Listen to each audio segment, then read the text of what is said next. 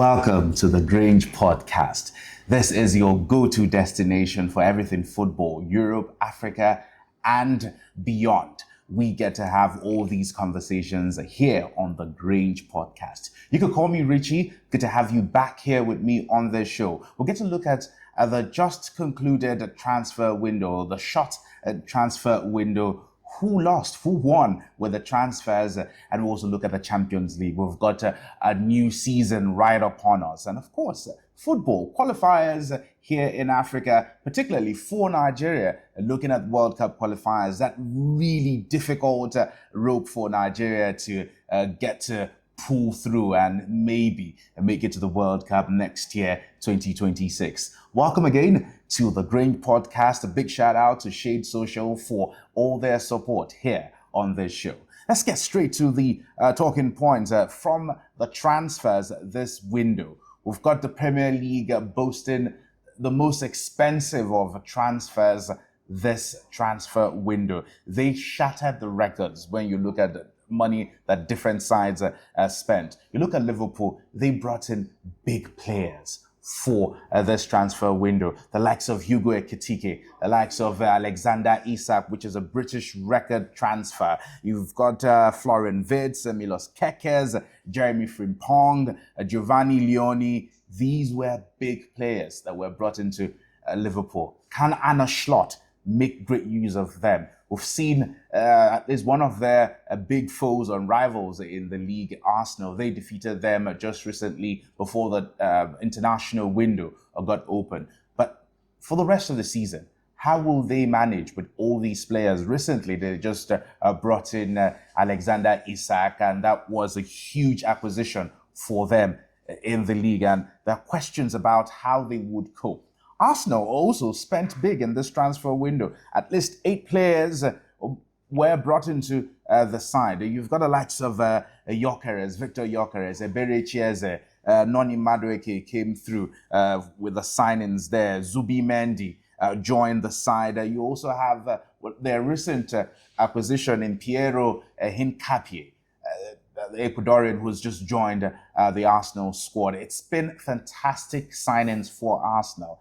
We've seen a few glimpses of what they could do with this squad, but will they go ahead? Because they've been perennial second place finishers in the Premier League. Can they go ahead and win the Premier League this season? Can they go ahead and make it to the Champions League final? The last time Arsenal made it to the Champions League final, that was back in 2006 season.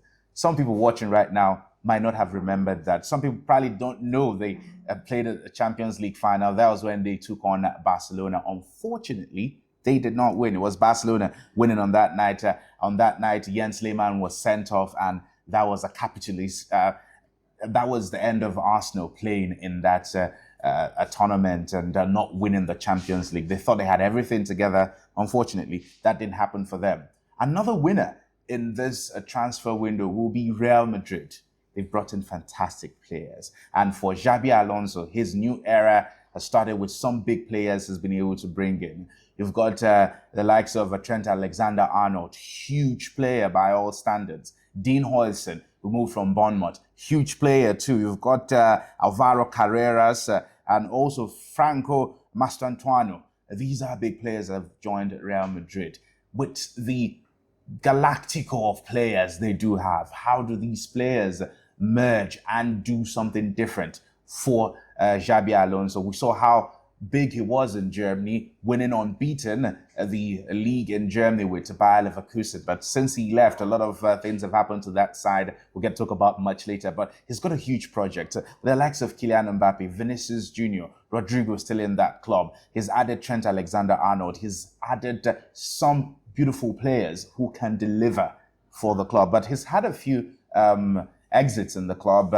One of their legends, Luka Modric, has left the side and he's playing his football now in Italy with AC Milan. So just a few exits, but they do have a side that really could cause problems. The likes of Vasquez also left, and maybe the side is not completely unbalanced. They still have a team that can really do damage. But what of those who probably failed in this transfer window?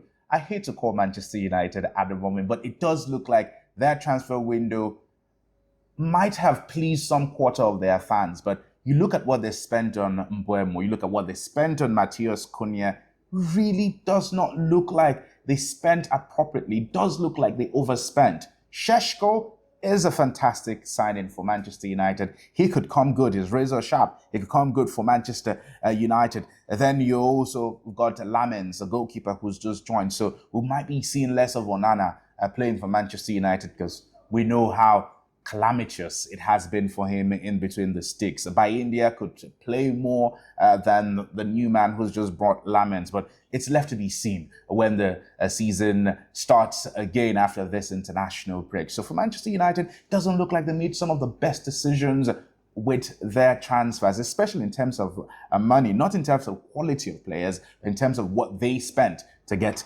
players. For Manchester City, they're still a little bit disoriented with the sort of squad they have.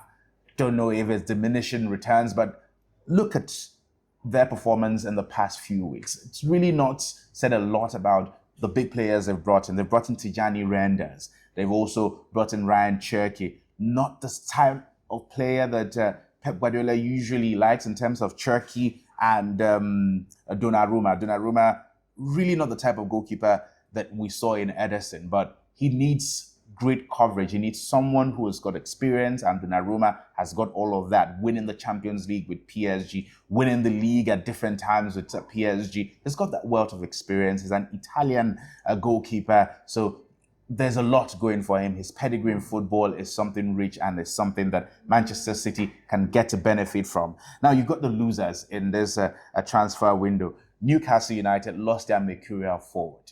Their mercurial forward in Alexander Isak. And, well, did they get that sort of player in Votamad and Wissa? I do not think so.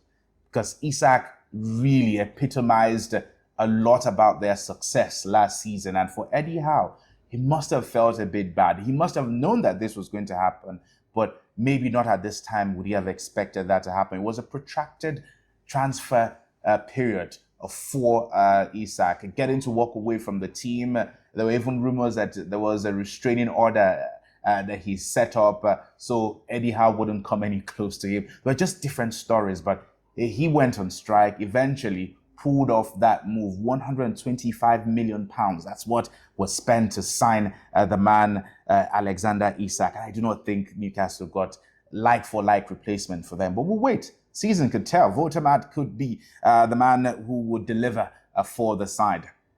Time will tell. Bayer Leverkusen, that has been a disastrous story for them.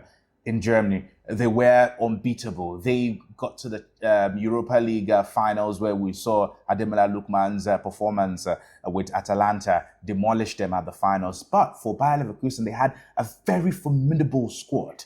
The likes of Jonathan Tah, Jeremy Frimpong, Florian Wirtz, all of them left the club.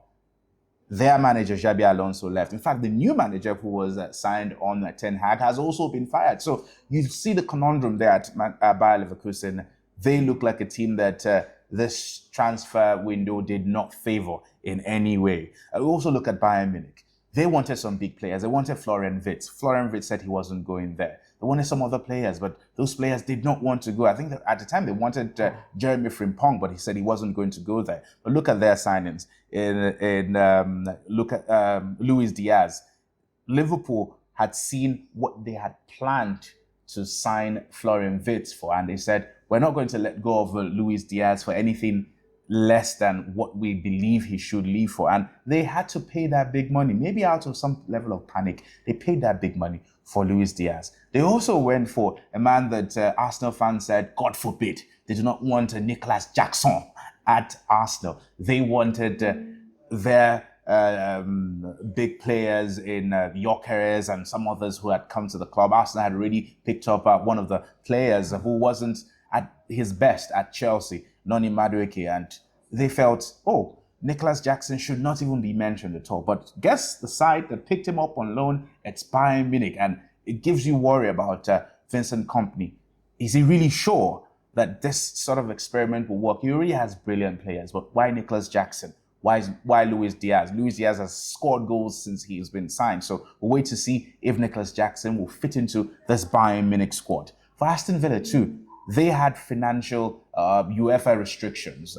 And this had hampered their acquisition of players. We've got the likes of Jacob Ramsey leaving the side. They were already able to bring in the likes of Lindelof, Victor Lindelof, Sancho, and of course, Elliott, who joined. So it didn't really look like it was the best of seasons for Aston Villa. They were also interested in Paqueta, who plays for West Ham. And the last time Paqueta scored before the international window, he tugged onto his jersey and his badge and kissed it right in front of the fans. And that reassured the fans that, hey, this man could be staying a bit longer. Let's now transit to the Champions League. It is the second season of the revamped or expanded Champions League, whichever you want to call it. It's very exciting because it's a different format from what we have seen over the years. And we've seen big sides who have struggled in the last season. This season, we're also seeing fixtures that are monstrous. The likes of Bayern Munich, Real Madrid, that is a heavyweight clash. Manchester City to face RB Leipzig. It's a tricky group also to face Inter Milan. Arsenal in the Champions League, they have difficult ties against a big side like Barcelona, who have a burgeoning team of young talents who can always destroy a different opposition. So PSG also find themselves in a group of death. There's Juventus, there's Atletico Madrid. Arsenal also face Atletico Madrid. So it's really interesting what this season could be like in the Champions League. And a big reminder that this is the crown of club-side football in Europe. Well, we'll be expecting to see these matches kick off from 16th of September. And we're really excited to wait for those matches and hope to see fireworks when those games come through. Let's get to talk about Africa now. And a big part of Africa will be Nigeria, because you look at the pedigree of Nigeria in African football, it's something to be proud of to an extent. Winning 3 African titles, the sort of players who have been produced from Nigeria, this time around, they're walking a very tightrope, very, very tightrope, because their progression at the World Cup qualifiers has not been anything to write home about or even text home about. They are in a group where South Africa has 13 points, Benin Republic and Rwanda have 8 points, and Nigeria sits in 4th position with only 6 points. So they take on Rwanda this Friday, and the expectation is that they would beat Rwanda. No one expects them to lose against Rwanda. They defeated Rwanda away from home, and that expectation is that they would go ahead to deliver a similar game against Rwanda, maybe even better with the array of stars we've got in the team. We've got Nigerians who've had fine transfer windows. The likes of Samuel Chukwueze got his dream to play in the Premier League. He's going to be playing with Fulham. We've got Tolu Arokodare, who's going to be playing for Wolverhampton Wanderers. We have other Nigerians who've made moves in that squad, and they look like a happy bunch who can deliver. First against Rwanda. The tricky one is the fixture in South Africa against Bloemfontein. Against South Africa in Bloemfontein. That's where that second game will take place. And you've got the Super Eagles hoping and believing that they can get maximum 6 points from these games. And this would help them, position them in a great position to leave that group. For South Africa, there's a little conundrum for them, and that is because of an ineligible player in Teboho Mokoena. He was ineligible because of 2 yellow cards when they faced Lesotho. Lesotho are supposed to, or rather were supposed to report that, but I don't know. I don't know what I would say, camaraderie or maybe brotherhood, because Lesotho is within the southern part of Africa, neighbors literally to South Africa, and they did not report this. Now, the South Africans are saying since Lesotho did not report this, let the sleeping dog lie. It is just a mistake. Let it go. But if Mokoena plays in their fixture against Lesotho on Friday, then it's possible CAF can look at this complaint, because they do have some leverage to talk about this and, of course, administer some judgment, because Nigerians are saying, hey, this guy was ineligible, so South Africa should lose 3 points.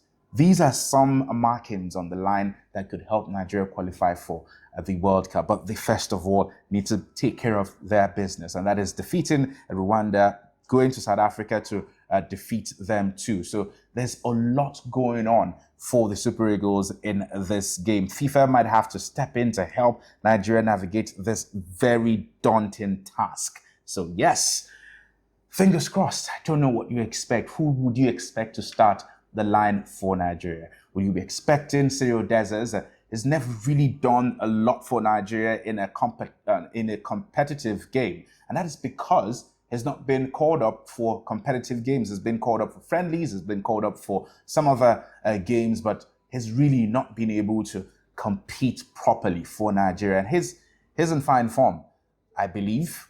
He's just signed for Panathinaikos in Greece. So a lot of monuments to visit in Greece and a lot of history to soak up in Greece and great football to play in Greece too. Signing for Panathinaikos, we know about his prowess in the Scottish League. So can he deliver?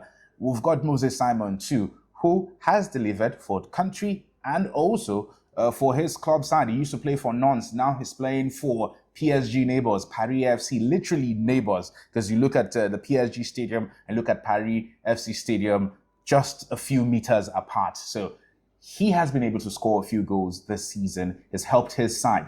Can he deliver in the game so far? Victor Osimhen is also another brilliant star. He scored a brace against Rwanda. Can he deliver against Rwanda and South Africa? These are big questions. What would that midfield look like? Would we be seeing Frank the Tank? Would we be seeing Raphael Onyedika? Would we be seeing Ndidi play? He's also moved. He moved from Leicester City to Besiktas. So what will we be seeing in that midfield or the defense? Nwabali should be in goal post. Would there be any change for Eric Chell? He took this job knowing that it was going to be a difficult task, and he believes he can deliver. So all eyes are fixed on Nigeria because Nigeria missed out on the last World Cup. It will be a travesty not to play at the expanded 48-nation tournament going to be hosted in the United States, Canada, and Mexico. It's a tournament that journalists do not want to miss out on at all. So yes, for the players that don't want to miss out on it, the nation does not want to miss out on it in any way. So there's just a whole lot going on for Nigeria, a whole lot at stake for Nigeria. So fingers crossed. By the time I return for the next edition of this, we should be talking about 6 points. I hope that we'll be talking about 6 points, because at this point, I really have to go. Many thanks for being a part of this, watching, sharing, and of course, subscribing. If you've not subscribed to the Grange Podcast, right after watching this or while watching this, you can subscribe right now. It's that easy. Subscribe, like what we're doing here, and share. That is how easy it is here. So we grow this community together. I want to say another big shout out to Shade Social for giving us this shooting place. And of course, they've been giving us their support all along. Big shout out to Famous, who is on board now. Right from the beginning he was, but now physically he is on board, director and producer of this. Thank you for being part of this. Thanks for watching. See you at the next edition of the Grange Podcast. You could call me Richie.